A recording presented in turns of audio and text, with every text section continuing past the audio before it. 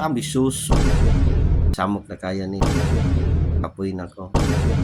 So what's up guys? It's me again, Ikoy Vlogs. So mag-start na po tag inspirational content. So atong content karon guys will be more on the word nga resiliency or being resilient. So first, nagkakuha mo ta gratitude. Then second will be the discipline. Now third karon is ang gratitude. Now, what is resiliency? Resilience is being strong enough to back your dreams nga dili siya nimo basa-basa sa tuwan. I know that life can be challenging sa tanan pati sa tuwa. Life is very challenging. It's full of kanang problems na ma-encounter nato na even on the spot ita ka bulo sa solve. That is what we go through every day. That's why we need to be resilient laban na sa pag-attain sa atong mga damgo. Because have you ever felt nga you had a great idea. Example, gusto ka magtukod o negosyo to, let's say, the food industry. You share this one to your friends, to your family, to your relatives. And then, sad to say, wala sila ni-suporta sa inyo.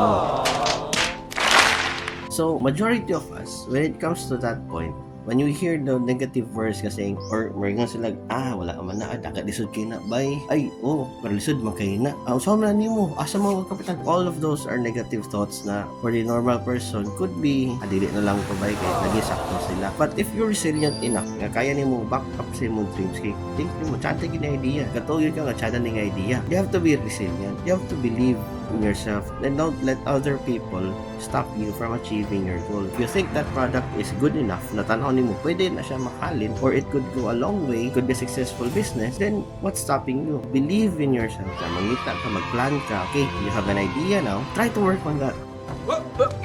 Here I come. Here I come. Not all people will support you along the way.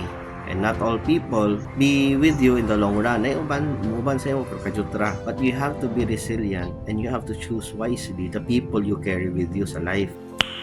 Nice. Bay, nagka-problema ko sa negosyo. And so what? Yan na magiging negosyo. Bay, medyo minus ang sales karon sa itong baligya. So what? That's it. That is the wages of life. Marami pa ngayon sa iyo. You have to be resilient nga, okay. You have to believe yourself, resilient enough nga, okay rin niya siya, nanagin ang negosyo. There are bad days, there are good days. Bad days lang sa, but not a bad business, not a bad idea. Nag-tracking ka, then pagbiyahe sa mong truck, nagbiyahe na siya, and along the way, gibiyaan sa mong driver ang truck. Then you said to yourself, tapang problema, oy, kapuya kiyaan, samok na kaya ni, kapuy na ko. So, okay, sige. Setback mo na, etrasa. Okay, gibiyaan ng driver. Don't let these problems stop you from achieving your goal. That's it, resiliency, no? And one way of resiliency also is you have to strengthen your mind. Kung dili ka magpapekto sa mga tao o external things sa imong palibot. Let's say, for example, you wanted to start a vlog. Parehan eh. Here I come. Here I come. And then, majority of people will not support you, your relatives, your family, your whole friends to support you sa imong journey. And only a handful of them will support you. You have to be resilient enough. Okay, sige. I spent 6 hours mag-edit ng video and you only get mga 50 views. 50 views lang. You have to focus on why you're doing this. For me, katuyod ko nga kaya man ma-successful. Kaya na to ma-successful tanan as long as we know the concept on how to be successful. Nice. I believe, my God, that everyone can be successful. Everyone, no matter what your age is, 20, 30, 40, 50, 60, 70, kaya na to maging successful. So, going back sa topic, and then you only get, 100 views, 150 views, 50 views, maka-receive pagid ka og mga negative na mga comments, or na ay mag-ingon nga, ambisyoso, sa mga siya, oy, tisig-tisig vlog, sabay sa uso. You're gonna hear these things na mga external na mga people, especially na those are close to you pagani, or nagasalig ka sa love, di ba? We have to be resilient enough. Nga, okay, sige, I have my purpose. I have my purpose nga why nag-vlog ko or why nag-start ko business. I'm gonna stick to that nga, no? It matters not pila ka views dira. As long as I stick to the reason why I started doing business and vlog ko, that's good enough for me.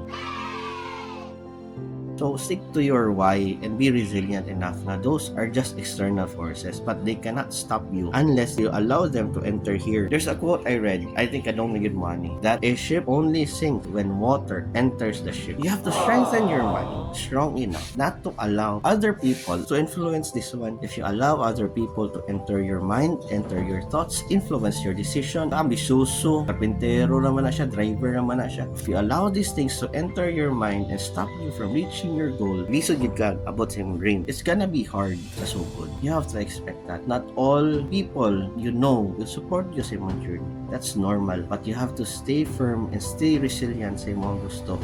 Whoa, whoa. Here I come. Here I come.